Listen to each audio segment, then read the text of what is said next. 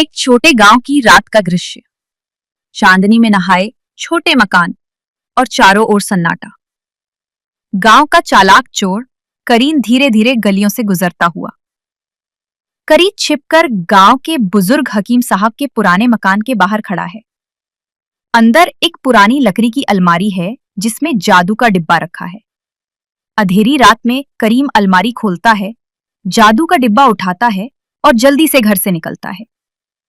उसके चेहरे पर खुशी और लालच दोनों झलकते हैं। गांव के बाहर एक पीपल के पेड़ के नीचे करीम डिब्बे का ढक्कन खोल रहा है। उसके मन में विचार, मैं सोना मांगूंगा।